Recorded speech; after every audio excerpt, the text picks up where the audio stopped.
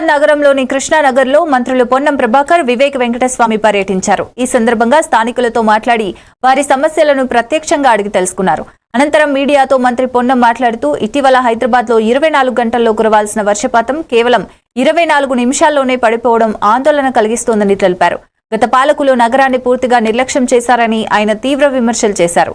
కృష్ణానగర్లో వరద నీళ్లు ఓవర్ఫ్లో కావడంతో ప్రజలు రోడ్లపై నడవలేని పరిస్థితి ఏర్పడిందని వివరించారు.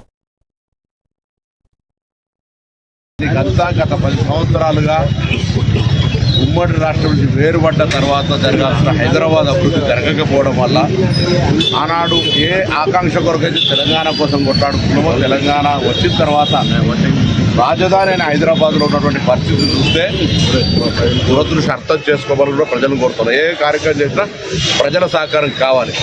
అన్ని వాళ్ళకి పనికిరాని వస్తువులన్నీ డ్రైన్ చేయడం వల్ల ఇబ్బంది అవుతుంది. ప్రభుత్వం తరఫున స్పష్టమైన ఆదేశాలు ముఖ్యమంత్రి గారు ఇస్తారు. హైదరాబాద్ రాష్ట్ర రాజధాని, పెరుగుతున్నటువంటి రాజధాని, అందరు ప్రజలకు ఇక్కడ నివాసయోగ్యంగా ఉండేటువంటి విద్య, ఉపాధి అనేక రకాల కొరకు వచ్చేటువంటి వాళ్ళందరికీ ఇక్కడ ఎటువంటి ఇబ్బంది లేకుండా ప్రజాపాలన ప్రభుత్వం అందరం కలిసి నిర్ణయం తీసుకున్నాం. ప్రత్యేకించి జూబ్లీహిల్స్కి సంబంధించినటువంటి ఈ కృష్ణానగర్ దీర్ఘకాలిక సమస్య బాగా చేసినామని చెప్పుకుంటున్నటువంటి వాళ్ళందరూ కూడా చూస్తే ప్రత్యక్షంగా నిరూపించడానికి సిద్ధంగా ఉన్నాం. మీరు కూడా ప్రజలందరూ